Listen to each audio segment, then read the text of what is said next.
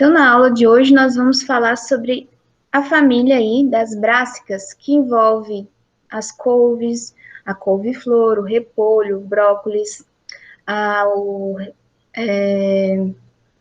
todas essas plantas relacionadas, né? A couve de Bruxelas, a couve rábano, que não é tão comum na nossa alimentação no dia a dia, a couve de Bruxelas e a couve rábano, né? Mas são variações.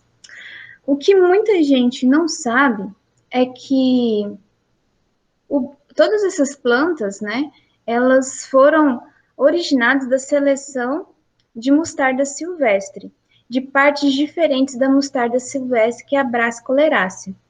Então, todas essas plantas, o repolho, a couve de Bruxelas, a couve rábano, o brócolis, a couve-flor, a couve-folha, que é tão comum que a gente utiliza, elas são a mesma espécie, né? São todas originárias da mesma espécie, portanto, são a mesma espécie. Só que os humanos foram selecionando partes da, da mostarda silvestre, cultivando partes dessa planta e foi originando variações dessas plantas. Por exemplo, quando fizeram ali a seleção do caule e plantaram da mostarda silvestre, tiveram origem a uma variação que é a couve rábano, que tem o caule ali mais dilatado, e que é ele que é usado na alimentação, é o caule. Da seleção ali das folhas, teve a couve-folha. Da seleção dos caules e de folhas, de flores, né? Teve o brócolis. Da seleção de aglomerado de flores, a couve-flor. Então, a couve-flor, o repolho, a couve-brócolis, a couve-folha, a couve-rábano, couve chinesa, mostarda de folha, rúcula. Assim, essas daqui são todas, não são da mesma família. A mostarda, a rúcula, o rabanete, o rábano, o nabo, mas são todas da mesma família, que são as brássicas, também chamadas de crucíferas, tá? Constitui uma família botânica de muitas culturas de importância aí na olericultura e de muito uso na nossa alimentação, como a couve-folha, o brócolis, a couve-flor, o repolho também é muito comum, né? Então, só lembrando aqui, rúcula, rabanete também é uma brássica, mas não é o mesmo caso que a gente falou lá, que todas são a mesma espécie que originária da mostarda silvestre, não. Aqui falando da família das brássicas de uma forma geral, tá? A couve-flor, o repolho, couve-folha, todas pertencem à espécie Brassicolerácea, só que são variedades diferentes. A couve-flor é a Brassicolerácea, variedades botrytis. O repolho é a Brassicolerácea, variedade capitata.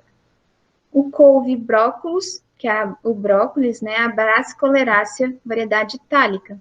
A couve-folha é a Brassicolerácea, variedade acéfala.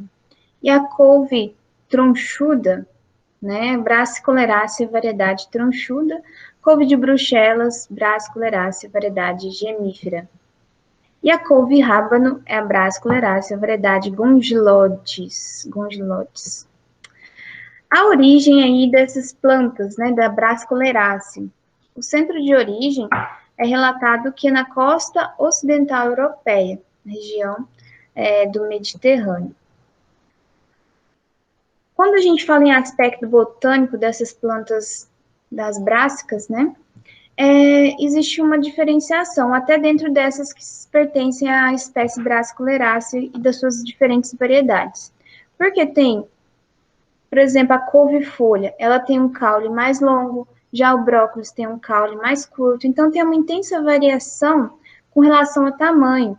Mas dentro da espécie Brassicolerácea, a folha é igual para todos. Você pode olhar aqui, é bem parecida a folha da Brassicolerácea lá, que é a couve-folha, e do repolho.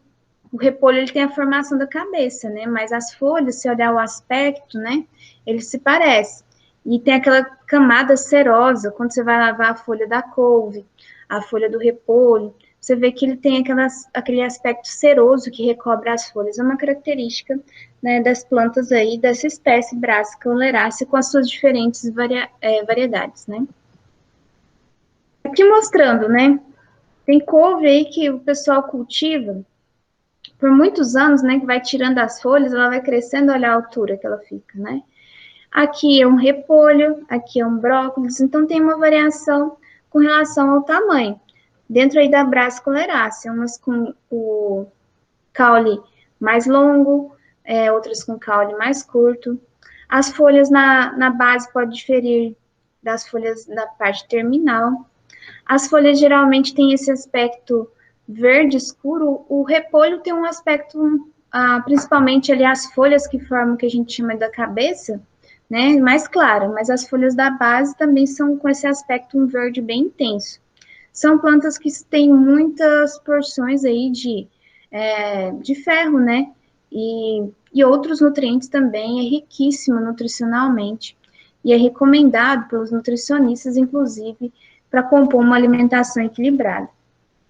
Essa aqui que vocês estão vendo é a couve de Bruxelas. A couve de Bruxelas, ela forma como se fossem pequenos repolhinhos no caule da planta, né? Eu mesma nunca comi couve de Bruxelas, mas aí vocês, não sei se algum de vocês já comeu ou já viu para comercializar, aqui na nossa região eu mesmo nunca vi para vender couve de Bruxelas, tá? Mas também pertence aí, é uma variação da mostarda silvestre, a couve de Bruxelas. E aqui mostrando a embalagem, né, de comercialização. Ela dá esse aglomerado de folhas, né, que forma uma cabeça, que é essa sobreposição de folhas aqui na parte do caule da planta. E é essa parte utilizada na alimentação. As flores, elas são dessa característica, como vocês estão vendo, né? Elas podem ter coloração que vai de branca até amarelada. As sépalas são eretas e a corola é composta por 4 pétalas, obovalada, com a forma de unha que fala, né? Tem estame tetradinâmico, 4 com filetes compridos e 2 com filetes mais curtos. As sementes, né? Os frutos são frutos que dão aí frutos secos, né? Que são aspecto de uma vagem e ali dentro forma as várias sementinhas. Acho que todo mundo já deve ter visto uma couve que formou as flores, né? E você vê as flores depois de alguns meses, né? A formação das sementinhas, né? As sementes já viáveis.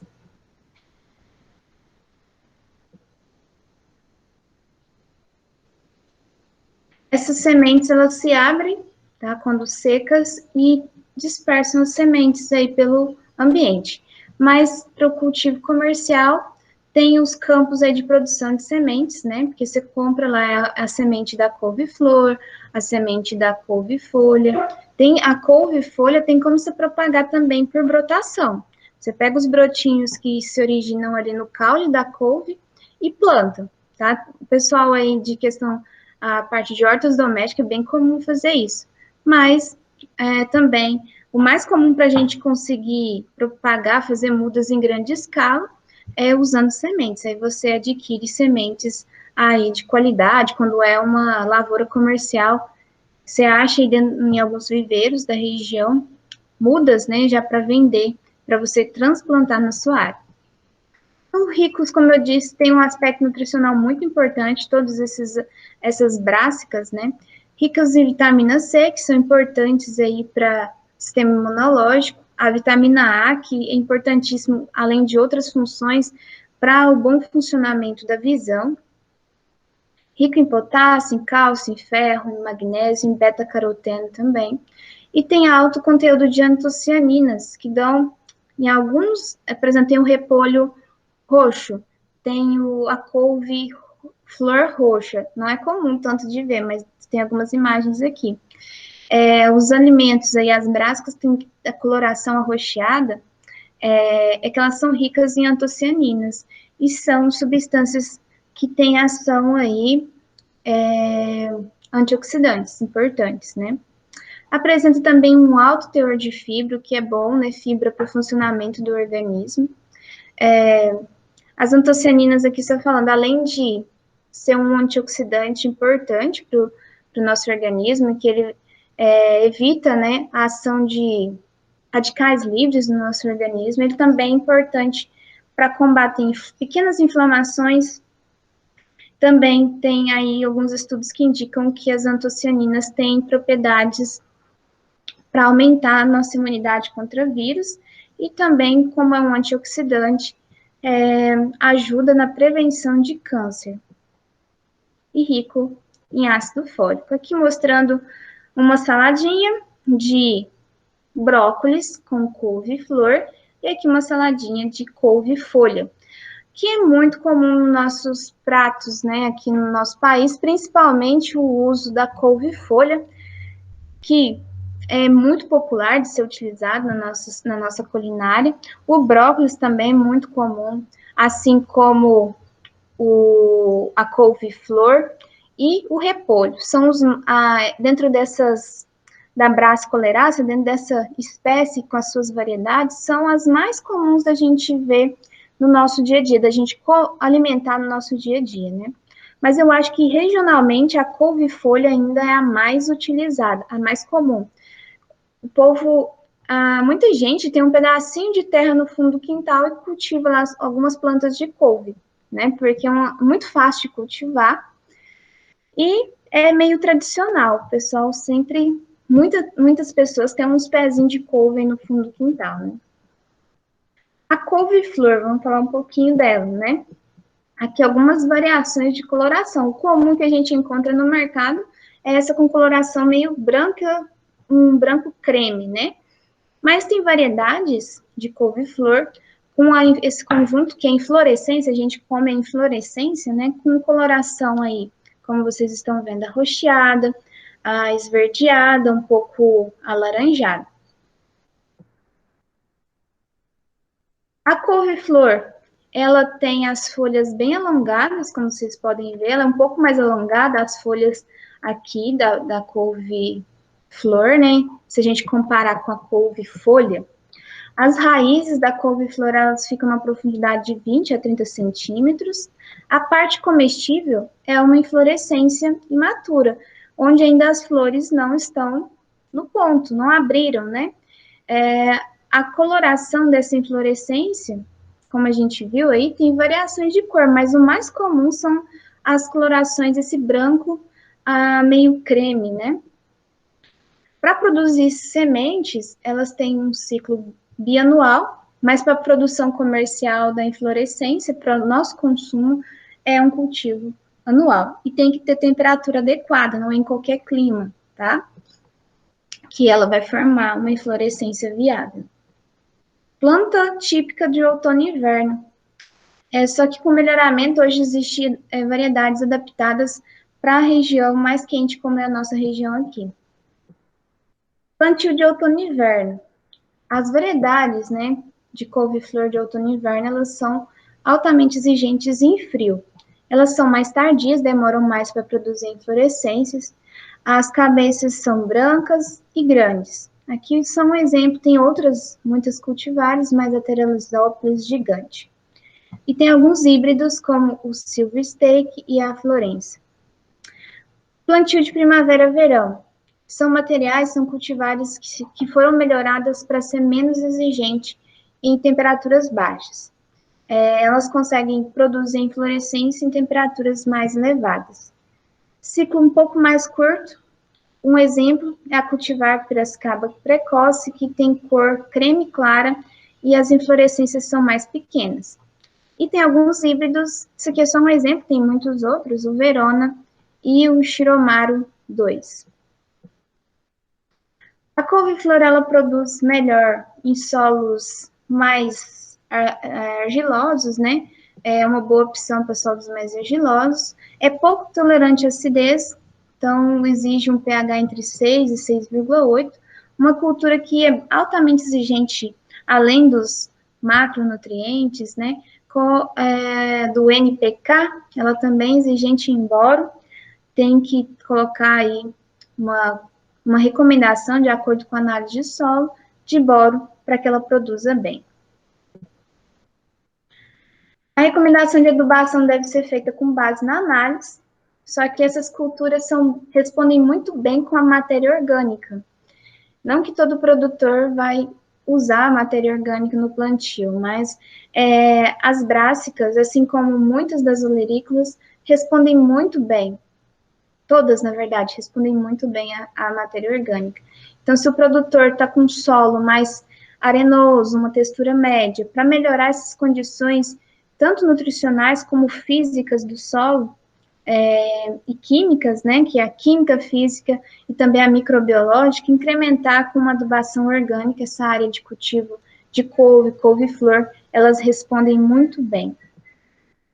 Aqui só alguns números com relação a uma recomendação geral de NPK. Só que, além dessa recomendação, principalmente para o plantio das mudas, seria, se tiver a opção de usar adubação orgânica, o adubo orgânico mais uma fonte de fósforo e depois a suplementação de nitrogênio e de potássio ao longo do ciclo. As mudas são produzidas, né, em bandejas de isopor ou de plástico, de polietileno, e são transplantadas na área definitiva quando estão com 6 a 10 centímetros de altura. Isso, geralmente, quando elas estão com 3 a 4 folhas definitivas, como vocês estão vendo aí na imagem, nessa ilustração. O espaçamento, pessoal, é muito importante ser considerado para que ela tenha espaço de formar sua inflorescência. Então, o que é recomendado entre as linhas de 1 metro a 1,10 m e de 50 centímetros a 60 centímetros entre as plantas ali na linha de cultivo. Não precisa fazer canteiro para o cultivo. Para cultivos comerciais, inclusive, a gente não vê o levantamento de canteiro. Só se o produtor está trabalhando em uma área com problemas de drenagem, o canteiro vai ajudar a melhorar essa drenagem do solo, mas não precisa fazer o levantamento de canteiro. Prepara bem o solo com aração, gradagem, calagem, incorporação de matéria orgânica, ou se pode também fazer a incorporação de matéria orgânica no local, apenas ali nas covas de plantio, mais uma fonte de fósforo para o plantio e depois suplementar com nitrogênio e potássio. Para cultivares mais precoces, que tem um ciclo menor, pode adotar espaçamentos menores, de 60 centímetros entre linhas e 40 centímetros entre plantas. Todas as brássicas são altamente exigentes em água. Não pode faltar água um dia, e o ideal é manter ali uma boa umidade, não de acordo com a exigência da cultura, fazer o cálculo adequado da irrigação, ou, se não tiver um sistema de irrigação, fazer um bom molhamento dessa área. Uma das formas de irrigação bastante utilizada para essa cultura, assim também como para as lavouras comerciais de couve-folha, de brócolis, é a irrigação por gotejamento ou por aspersão. A pro-suco, vocês sabem, né? É um tipo de irrigação que gasta muita água e não é tão eficiente, então não é tão utilizado. Mas o gotejo é o sistema que vem aí se destacando, assim como a microaspersão também. É uma cultura que exige em controle de plantas daninhas, assim como todas as culturas, para evitar a competição. E também tem alguns problemas sanitários, como pulgão, né, que o pessoal antigo até chama de piolho da couve, né, é o pulgão, que nessa época de início da primavera, ocorre muito pulgão nas brássicas. Então, tem aí medidas de controle químico, né, para reduzir esse problema. Também controle biológico, em algumas áreas que fazem cultivos mais de manejo integrado de pragas, também pode ser adotado, como o uso de fungos entomopatógicos, controle de pulgão, e até mesmo os insetos predadores e parasitoides, liberação em áreas, né? Quando a inflorescência é formada, um trato cultural importante para evitar, né, danos ali na inflorescência, é amarrar 2 folhas sobre a inflorescência para gerar um sombreamento, isso em épocas muito quentes, né, para evitar os danos ali na inflorescência. Isso garante a formação de uma cor mais homogênea, uma cor mais clara ali nas inflorescências e aumenta o valor comercial. Na hora da comercialização, quando o produtor colhe lá na sua propriedade e vai levar para o Ceasa, ele ainda não tira as folhas todas, tira um pouco das folhas que estão ali em volta da inflorescência, mas mantém algumas para proteger essa inflorescência durante o transporte, durante a comercialização. Algumas anomalias fisiológicas é a podridão parda, que é observado pontuações escuras ali na inflorescência, a medula oca escurecida, que é a parte ali que sustenta a inflorescência, necroses, corticoses, isso tudo é devido à causa de deficiência de boro, por isso que a suplementação de boro é tão importante nos níveis adequados para a cultura. Olha como fica. E não é uma doença fúngica nem nada, é mesmo uma anomalia fisiológica, uma doença abiótica, né, que não é causada por nenhum micro-organismo, mas por uma deficiência nutricional devido ao boro, falta de boro na planta, né? Fica ali, ó, com a medula oca, isso aqui é a parte que sustenta ali a inflorescência, toda, vocês podem ver o oca aqui, e também aspectos escurecidos na inflorescência. A outra anomalia fisiológica é a ponta de chicote, tem a formação, aqui que vocês estão vendo, a deformação do limbo foliar, fica mais afinalado as folhas da couve-flor, isso vai interferir na fotossíntese, e essa anomalia da ponta de chicote é devido à deficiência de molibdênio na planta de couve-flor. A colheita, quando colher a couve-flor? Quando as cabeças, né, quando fala cabeça, mas ali a inflorescência está completamente desenvolvida e percebe que ela está bem compacta. Um bom material para comercialização é que a inflorescência você não vê espaço entre elas, você está vendo que ela está bem compacta. E o consumidor tem preferência por peso, por tamanho aí, de 1 quilo de 1 a 2 quilos, e com uma coloração mais clara, um branco mais leitoso, é o que mais tem preferência do consumidor.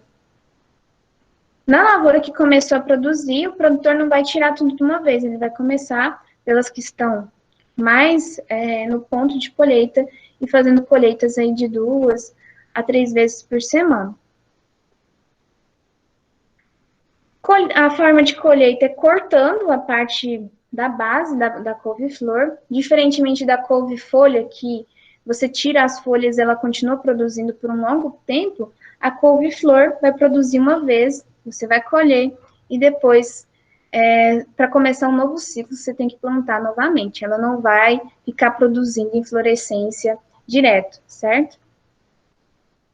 A produtividade, quando é bem manejada, é de 30 toneladas por hectare, mostrando aí o corte, né, na base da planta. Não corta lá junto com o solo, corta acima, logo na inserção da inflorescência, ainda com um pouco das folhas envoltas para proteger durante o transporte. O ciclo de produtividade depende da cultivar, tem cultivares mais precoces, ciclo de 80 dias, até ciclos mais tardios, 130 dias. Para manter a durabilidade, aumentar a durabilidade da couve-flor, armazenar em temperaturas mais baixas, né, e com umidade relativa controlada. A couve-folha, vamos falar dela agora. Muito comum, muito popular, né, sempre acompanhando o prato aí do brasileiro. É um dos componentes do prato brasileiro que é popular e sempre vem acompanhado aí com a feijoada ou mesmo no arroz com feijão e a carne ali tradicional. A couve-folha, como eu acabei de dizer, mais conhecida e uma das mais consumidas. A forma de comercialização da couve-folha é ir nesses fachos, né, com um conjunto de folhas que você compra. Você não paga por uma folha nem por quilo, você compra esses fachos de folha, né? Tem alguma variação entre as cultivares de couve e folha, né? Que tem algumas que têm a folha muito bem grande, lisa, outras que têm uma maior serosidade. E vocês podem perceber que na hora que você vai lavar a folha da couve, ela tem uma serosidade, que você percebe que a água ela escorre com facilidade e a folha fica sem água na hora que você lava, né? Porque ela tem uma grande concentração de ceras, isso para dar proteção contra desidratação da planta, também proteção contra ataque de doenças e pragas. A cor das folhas da couve são geralmente um verde mais escuro, né? Rico em beta-caroteno, vitamina C, vitamina E, ácido fólico, cálcio, ferro, potássio. Tem bioflavonoides, que são substâncias também antioxidantes. E mostrando um exemplo, né, numa folhinha aí de couve folha. A couve-folha ela é mais rústica com relação às exigências nutricionais, mas não significa que ela não tem que ser adubada. Ela é mais rústica se você comparar com a couve-flor, com brócolis. E ela produz muito bem em cultivos aí domésticos apenas com adubação orgânica, usando esterco bovino, e ela produz muito, né? Então, é bem mais rústica do que e com temperaturas também. As exigências de temperaturas não é como algumas variedades de couve-flor que precisa de baixa temperatura para formar inflorescência. Couve-folha produz muito bem aqui na nossa região, que é uma região bem quente, né?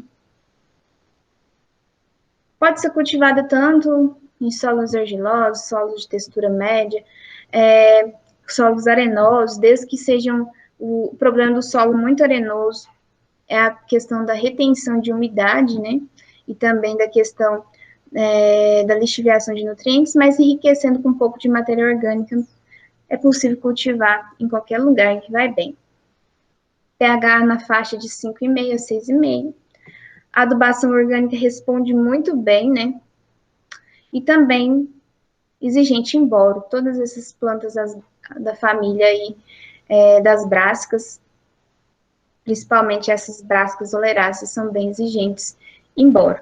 Aí uma recomendação geral para NPK, mas claro, o ideal para lavoura comercial seria uma análise de solo, a recomendação em cima dessa análise. Adubação aqui recomendado, né? 3 litros de esterco Ô, Oi? esse B aí é de bora, é? Isso, é o boro, tá?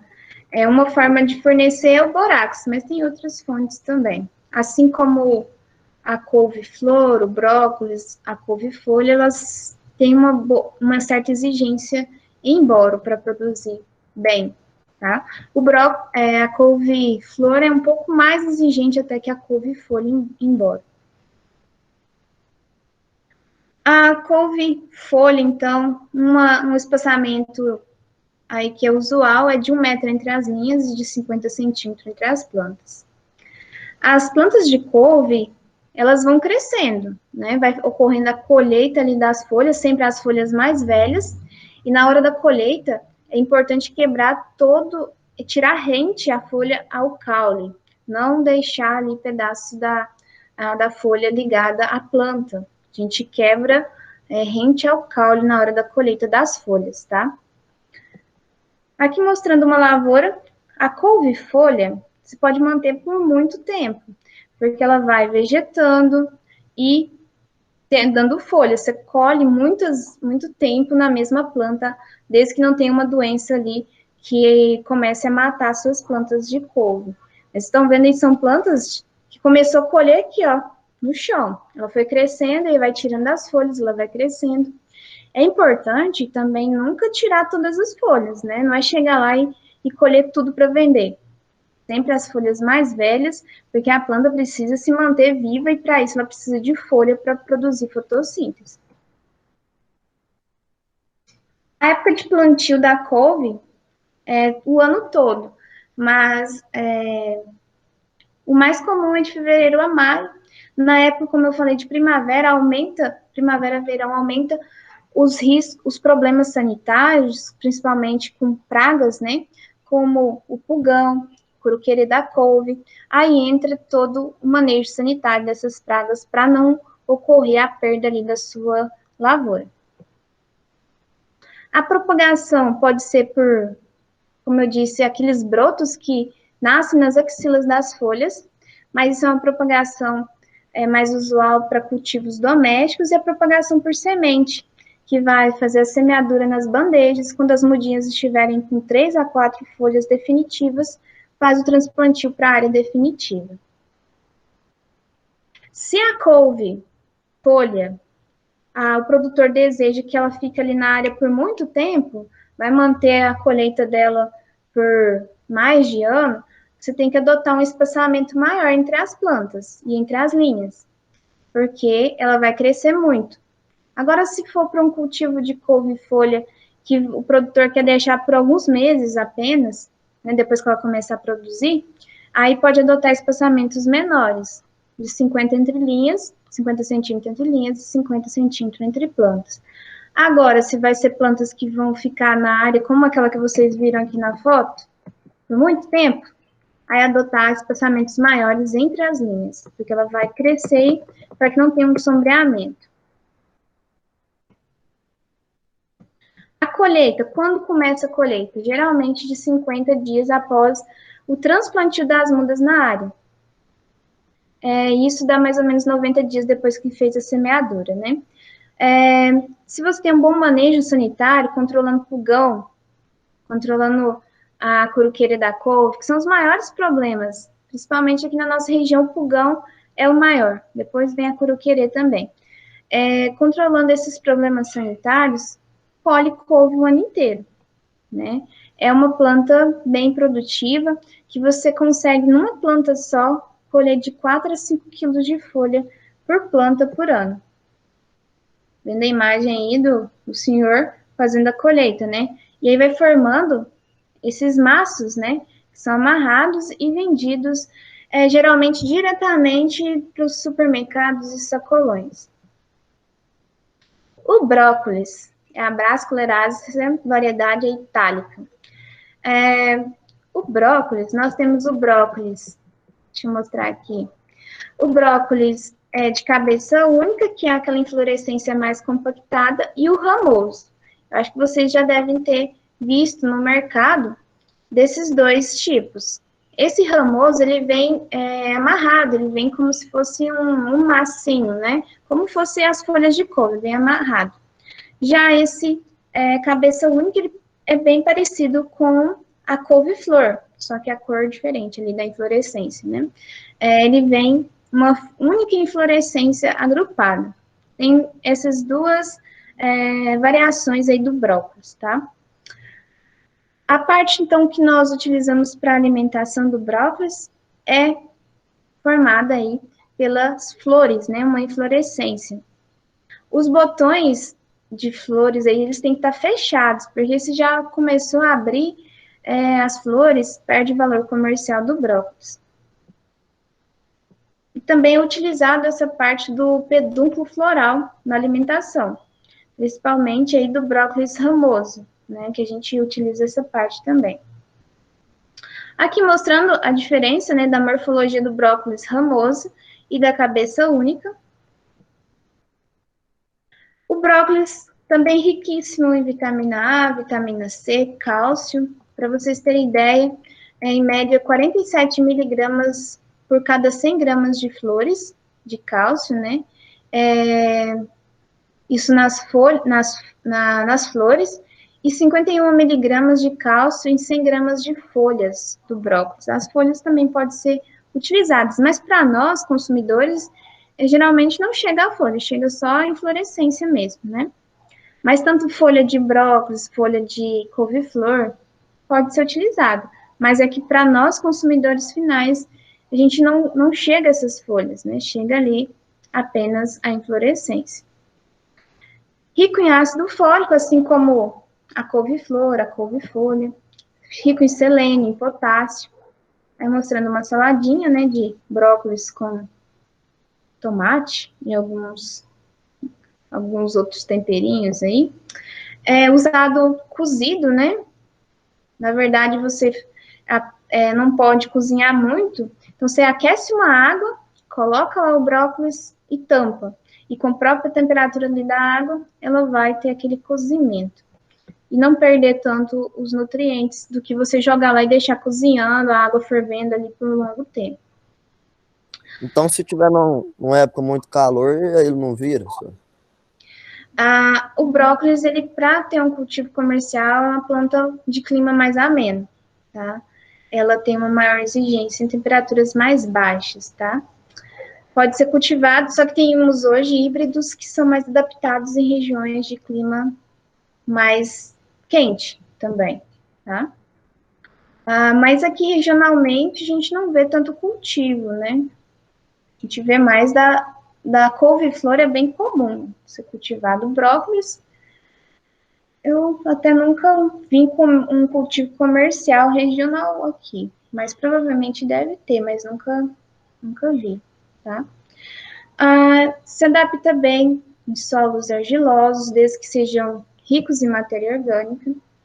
É exigente em matéria orgânica e é exigente nos micronutrientes como boro e molibdênio, assim como a couve-flor também é, né? O pH, a faixa de pH é a mesma exigência da couve-flor. A forma de plantio é por transplantio de mudas. As mudas são feitas em bandejas e sim em lavouras comerciais.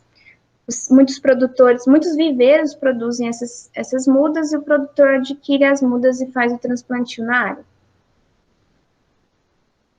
O transplantio, ele geralmente é feito de 30 a 35 dias depois da semeadura, quando a planta está com 4 a 6 folhas.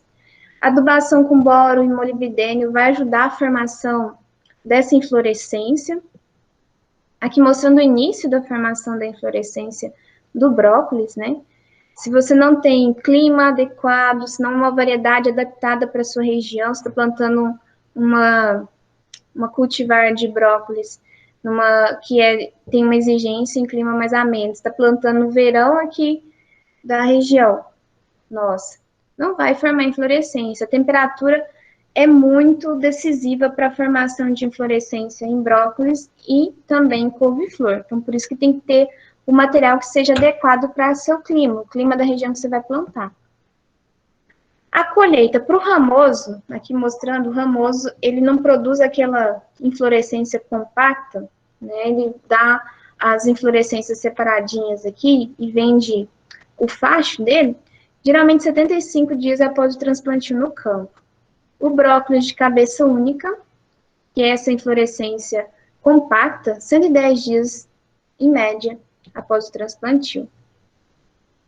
Para a colheita do brócolis ramoso, evitar as horas mais quentes para que ele não perca ali, ele é menos durável, porque o brócolis de cabeça única dura muito mais para comercialização. O ramoso, ele é mais sensível à desidratação, né? Então, ele tem que ter mais cuidados ali na colheita e também no transporte até chegar no consumidor final.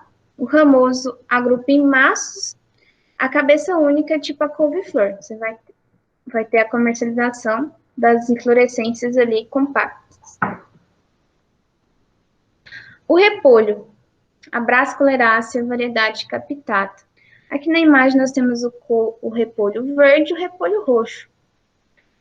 São bem comuns a gente encontrar os dois nos nossos mercados regionais, né? O repolho tem uma aplicação culinária bem diversificada, desde saladas, sopas, conserva de repolho, e uma diversidade de usos, né? O repolho, ele forma, então, essa compactação de folhas, formando o que se dá o nome popular de cabeça do repolho, uma compactação das folhas sobrepostas, né? Essas folhas do repolho têm uma camada cerosa, que assim como também as folhas da couve-folha, do brócolis, da couve-flor, tem essa camada serosa. O formato, né, pode ser mais arredondado dessa cabeça do repolho, achatado ou cônico. As cores aí das variedades mais comuns é o branco esverdeado e o repolho roxo. Nós temos cultivares com folhas mais lisas e cultivares com folhas mais crespas. Aqui mostrando os formatos, ó. O repolho de coloração branco esverdeado, um arredondado achatado com formatos, depende da cultivar, né? Aqui, com formato arredondado, cônico, e aqui também o cônico, né? E mostrando aqui como é o interior. O caule e as folhas vão se formando e vão sobrepondo umas sobre as outras, formando essa compactação de folhas, né? É uma planta que para formar a semente tem que ser bienal, mas para a produção da parte comercial é uma planta de ciclo aí anual, meses, né? Poucos meses. Ela exige temperaturas mais amenas para passar da fase vegetativa para a fase reprodutiva. Ela é mais exigente em temperaturas amenas que a couve-flor. Para a formação dessa compactação das cabeças, da sobreposição de folhas, exige temperaturas mais amenas. Temperaturas altas ocasionam a formação de cabeças pouco compactas e pequenas também. Ao longo do tempo, teve um melhoramento genético e tem cultivares mais adaptados para as condições nossas, condições de temperaturas mais elevadas.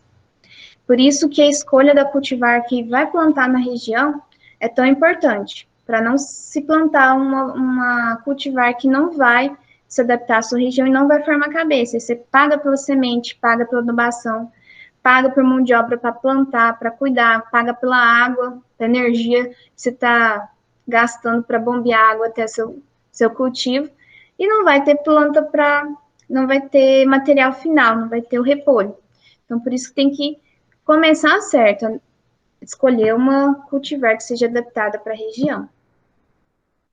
Quando ela passa para o ciclo reprodutivo, que não é ideal nas lavouras que são o foco produzir o repolho para comércio, né? Mas nos campos de produção de semente, aí vai emitir o pendão floral, que tem uma altura de 100 centímetros, que termina com inflorescência. As flores são hermafroditas, tem tanto a parte feminina como masculina.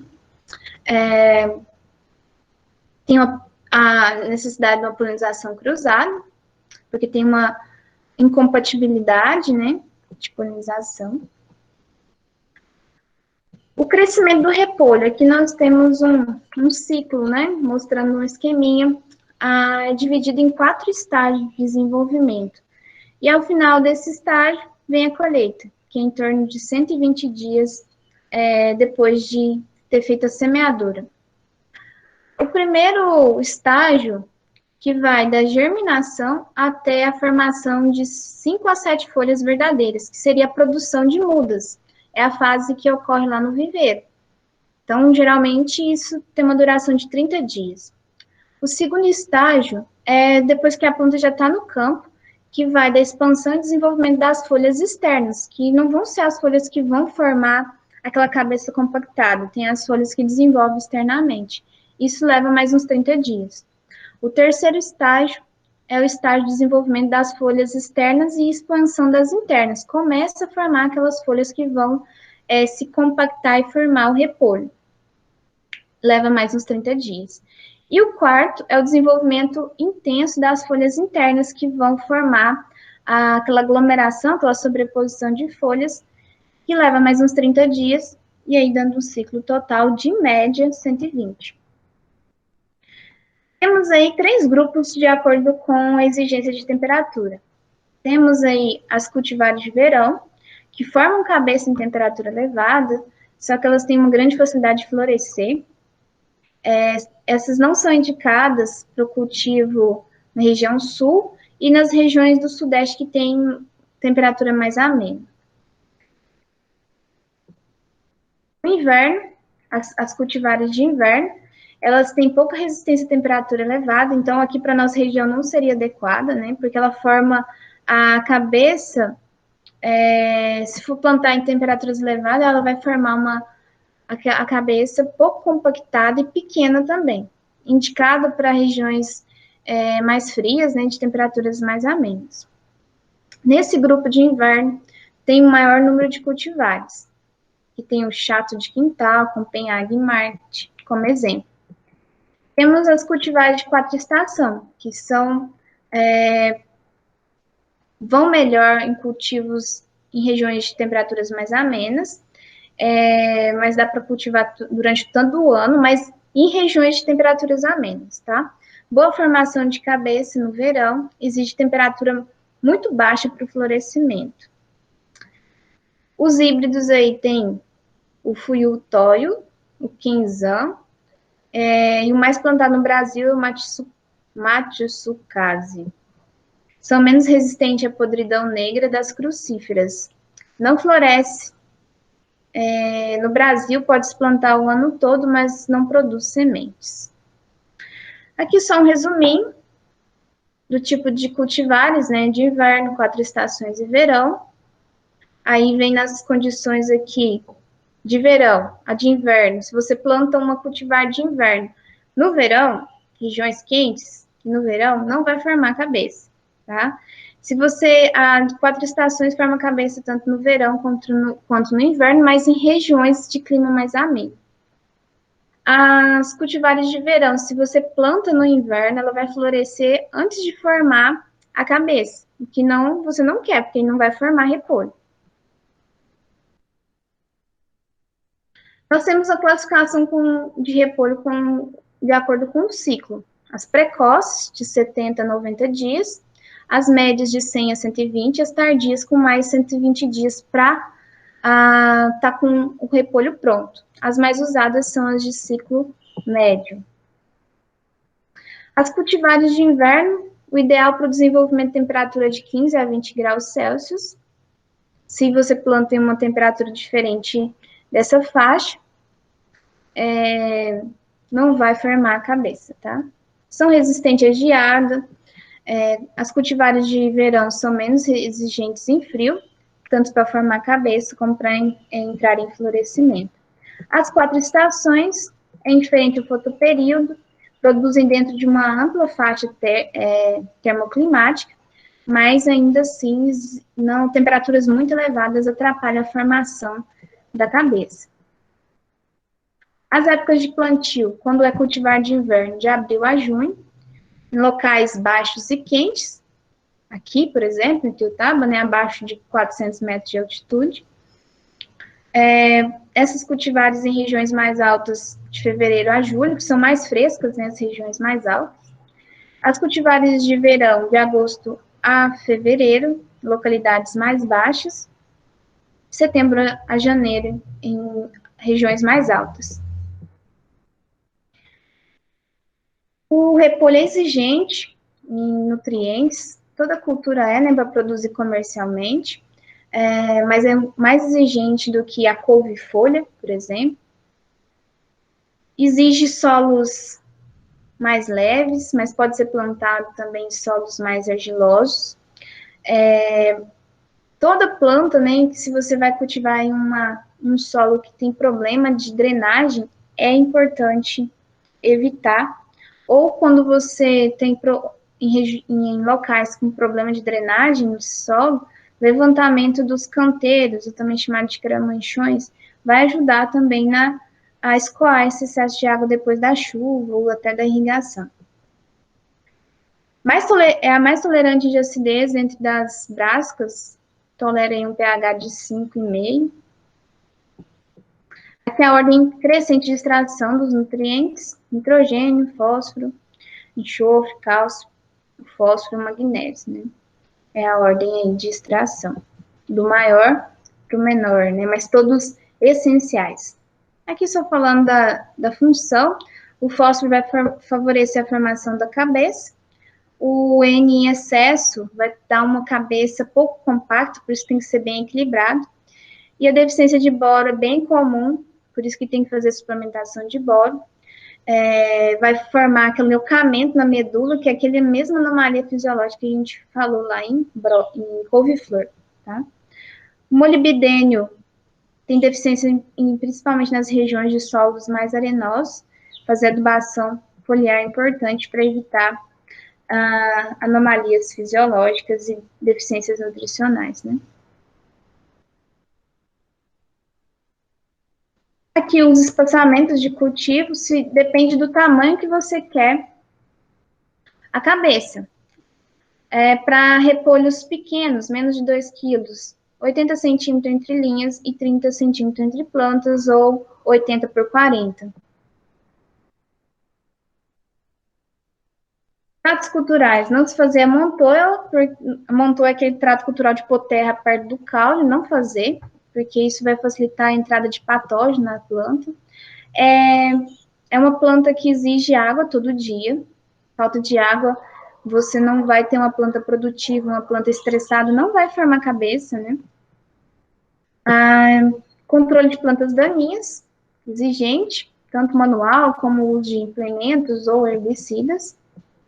A hora da colheita, quando colher o repolho? Quando se observa que a cabeça está bem sólida, quando está bem compactada, quando o produtor vai lá no campo e vê que ela está com aquelas folhas bem compactadas, apalpa ali e vê que as folhas tiveram uma boa compactação. Então, elas, nesse ponto, e também quando aproxima ali no ciclo de 120 dias para uma cultivar de ciclo médio, está pronto para colher. A forma de colher é cortar na base ali o repolho, né, deixando algumas folhas externas, que são as folhas que não fazem parte daquela compactação, que é para proteger o repolho durante o transporte, mostrando aqui a colheita, então, repolho roxo, repolho verde, e aqui colocando nas caixas para levar para o Ceasa para fazer a comercialização. Na hora de colher, então sempre deixa algumas dessas folhas, não vai deixar todas aqui, só ele está mostrando aqui o produtor, né? Deixa algumas dessas folhas externas para proteger o repolho, para não ter danos ali na parte comercial. Aqui na Holanda, só coloquei aqui para ilustrar, né? A colheita do repolho, feita aí com a ajuda até de uma esteira, né? E aqui o transporte de galpões para seleção e embalagem do repolho. A produtividade de 30 a 80 toneladas por hectare, dependendo aí do espaçamento adotado. Se você adota um espaçamento mais adensado, maior produtividade ali por área, mas vai ter repolhos menores. Mostrando o transporte, coloca nos caminhões, leva para o Ceasa, que é o principal local de transporte. Antes de ser comercializado, é classificado. Cabeças grandes, médias, pequenas, tem padrões diferentes e isso vai ter uma comercialização diferente. Também vai classificar de acordo com a coloração. Repolho roxo, se vendido separado do repolho verde. Assim como os formatos. Se na propriedade ele está tendo cultivo de vários cultivares que tem formatos diferentes ali na cabeça, vai ser também classificado separadamente, colocado nas caixas e comercializados. Essa aqui é a couve tronchuda, Brassica coriácea, variedade tronchuda. Aqui eu não vou falar muito, estou só mostrando, porque não é tão comum da gente ver aqui regionalmente, nem no nosso país, né? Mas ela se parece bastante com a couve-folha, só que ela é um pouco mais, como falaria, a folha é um pouco mais encarquilhada, mas com uma inervação diferente aqui, né? Aqui a couve de Bruxelas, que eu mostrei para vocês anteriormente, que são comercializados esses repolhinhos, né, que formam aqui no caule. Você vê que a folha é igual à folha da couve-folha, né, que é a mesma espécie, só que variedade diferente. Só que a parte comercial da couve de Bruxelas, usado aí em algumas receitas, eu mesmo nunca comi, são esses pequenos repolhinhos, que é uma formação aí do aglomerado de folhas, né? A couve-rábano, que a parte comestível da couve-rábano é o caule, que ele tem essa região aqui que vai ter um acúmulo de amido, e aí vai ser utilizada essa parte para receitas, né? Aqui mostrando a couve-rábano de coloração roxeada, né? O come é essa parte aqui do caule, tá? Que cresce logo acima do solo. Ia ter um acúmulo aqui de amido nessa região e essa parte aqui é utilizada. Aqui mostrando, só para exemplificar, uma receita de risoto de couve e rábano, né? É utilizado em pratos aí mais diferentes, né? Só para exemplificar. Bom, pessoal, é uma aula mesmo para falar um pouquinho das brássicas, né? Tem muito mais para ser falado, muito mais detalhes, mas é um apanhado geral sobre as brássicas, que são tão importantes, são culturas produzidas por pequenos produtores, de forma geral, né? São produtores familiares, são culturas de agricultores familiares, que, na maioria dos casos, são os que produzem esse tipo de cultura, né? Couve-flor, brócolis, a couve-folha, né? Mas que são importantíssimos e estão tão presentes aí no prato do brasileiro, né? Principalmente o brócolis, a couve-folha e a couve-flor, que são os nossos mais, e o repolho também, né? Os mais populares e que mais tem cultivos aí no nosso país, né? Alguma dúvida com relação a esse conteúdo, pessoal? Eu achei tranquilo. Na próxima aula, na quarta-feira que vem, nós vamos começar a estudar cultivo protegido, porque a nossa disciplina é olericultura e cultivo protegido. Nós já falamos de alguns, ao longo desses anos que nós estamos estudando juntos, né, 2 anos, no passado e agora, eu já citei muitas vezes o uso de cultivos protegidos. Casa de vegetação, quando eu vou falar de produção de mudas, né, eu sempre falo da importância da casa de vegetação, tanto no aspecto de evitar doenças nas mudas que estão sendo produzidas, também no controle ali de luminosidade, com o uso de sombrite. Falamos do mulching, que é um tipo de cultivo protegido, usado para abacaxi, usado para morango, usado por várias olerícolas, como pimentão também, que é aquela cobertura do solo com plástico, né? Que dá vários benefícios para o abacaxi. Quando a gente estuda abacaxi, eu falei da redução do ciclo, né, do abacaxi quando se usa o mulch. Então, a gente já falou um pouquinho ao longo do tempo de cultivo protegido. Essas aulas, que nós vamos ter de agora até finalizar o ano, que não está tão distante, né, está perto da gente finalizar, eu vou abordar o cultivo protegido. Vamos falar das estruturas de casa de vegetação, de outras formas de cultivo protegido, como cultivo em túnel, mulching. Nós vamos falar das casas de vegetação que tem controle total de fatores climáticos, que são climatizadas, que são mais usadas para estações de pesquisa, que tem um alto investimento, né? As casas de vegetação mais simples. Vamos falar um pouco do histórico, né, do cultivo protegido. A plasticultura, que foi a criação do plástico, vem impulsionar o cultivo protegido. As casas de vegetação antes eram todas de vidro. Hoje ainda tem em estações de pesquisa, como em Embrapa, em algumas universidades, né? Tem casas de vegetação de vidro. Mas o plástico veio com a criação do plástico impulsionar e tornar mais viável os produtores conseguirem construir a casa de vegetação. Em regiões, por exemplo, de deserto, alguma região da Espanha, que eu vou falar para vocês, que lá é uma plantação toda em casa de vegetação, porque o clima não é adequado, mas se produz muito alimento dentro desse sistema de cultivo protegido. Então, garantiu conseguir plantar em regiões que também têm invernos intensos, como eu até passei para vocês o vídeo lá do pessoal do Japão que cultiva melão, Mas não é só melão, mas lá só dando um exemplo, né? No inverno rigoroso, né? Então, numa casa de vegetação, nessas regiões de climas muito extremos, que a gente não tem no Brasil, né? Mas de climas muito extremos, que invernos onde nada sobrevive se não for num sistema protegido. Ou em regiões de deserto, onde nada sobrevive se não tiver um sistema protegido. A gente vai abordar um pouco do histórico, falar desses sistemas de cultivo, falar das estruturas, né?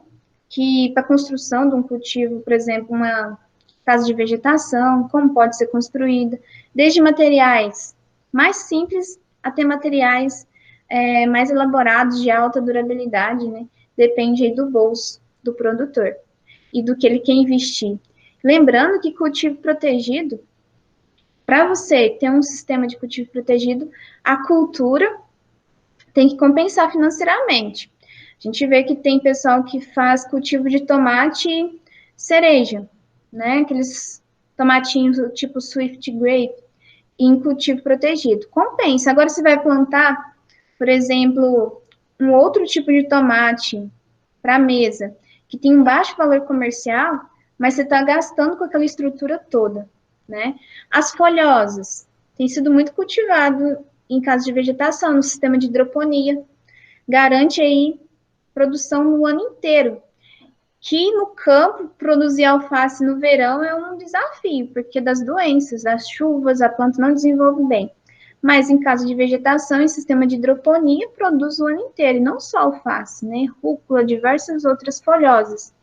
Vocês, inclusive, eu não sei se estão desenvolvendo ainda o projeto com o Cleudes, né? Mas ano passado os alunos estavam desenvolvendo projeto de hidroponia. Enquadra bem isso, né? Então, tem o cultivo protegido, abriu para o ser humano, e não uma coisa recente, abriu para o ser humano a possibilidade de cultivar em diferentes regiões, em diferentes épocas do ano, em países que têm climas muito extremos, de invernos muito extremos, ou regiões de deserto, né? Limitando a ação de temperatura, de falta de água, fazendo ali um ambiente à parte, né? E o cultivo protegido ele tem essa função de reduzir o impacto do clima, de algum fator climático no seu cultivo e aproveitar a máxima produtividade desses cultivos. Então, a gente vai começar a falar sobre isso na próxima semana.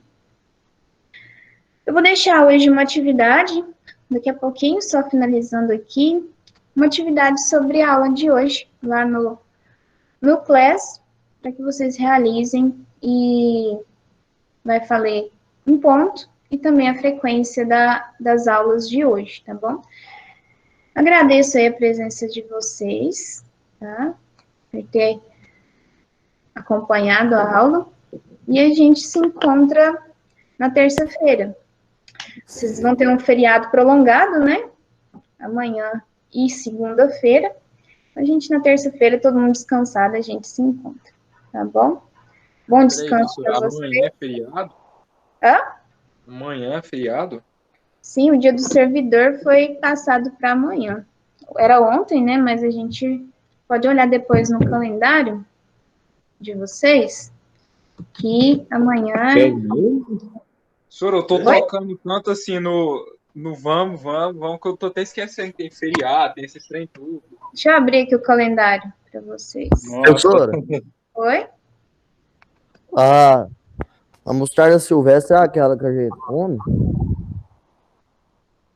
Eu não sei te falar se é aquela mesma, viu, Neviton? Depois vou ter dar uma olhadinha. Eu não sei se... Eu acho que não é aquela mostarda que a gente chama popularmente mostarda aqui, mas depois eu vou dar uma conferida. Eu sempre fico com essa dúvida. Eu acho que eu já até pesquisei sobre isso, mas eu esqueci. Depois eu vou dar uma olhadinha e eu te respondo depois. Aqui, pessoal, ó. Dia 30, ó. Amanhã. Recesso. Comemoração do Dia do Servidor. Que era ontem, nosso dia, né? Aí a Senhora, gente... segunda é feriado de quê mesmo? Segunda-feira é feriado de finados. Ah, é mesmo. Dia 2 de novembro. Então, vocês vão ter aí 4 dias de descanso, né? Aproveitem. para colocar as energias em dia. A gente depois vai ter um outro feriado, que é dia 20, e depois vocês tiverem tudo certinho, é férias, né? Férias Acabou, né, professora? e acabou o curso, né? É. A gente Professor, eu conseguiu. não tô achando bom, não, porque eu vou ser sincero com a senhora, eu não sou um cara que gosta, assim, de estudar, não. Mas, se for parar pra pensar, esses dias pra trás a gente saiu do IFTM a última vez da nossa vida, né? Eu fico achando isso, eu fico com uma saudade danada. Ainda mais dessa forma que vai ser, né? A gente não vai nem ter a oportunidade de comemorar, ter a aula da saudade, ter um evento ali presencial, Professora, vai uma ser mais formatura lá difícil. no IF com distanciamento social era bom, hein? Como é que é? Uma formatura com distanciamento social, cada um ficava 2 metros um do outro. A colação dos cursos superiores teve uma. Não, professora, não precisava nem ser lá em cima, dentro do auditório, não. Ar livre mesmo, montava uma barraca bem grande assim. Seria, mas, por exemplo, dos cursos superiores, a colação foi dia 15 agora de outubro. Foi tudo virtual. A reitora foi falando lá, dando o título para cada aluno e foi tudo virtual. Eu assisti. Está sendo assim. Felizmente, gente. Mas tá todo mundo com Professor, eu saúde, não posso fazer uma predição, porque senão vocês vão me ver chorando, eu não gosto de mostrar que eu tô chorando. mas chorar faz parte, né? Eu não, pai não. Professora, Professor, como é que é?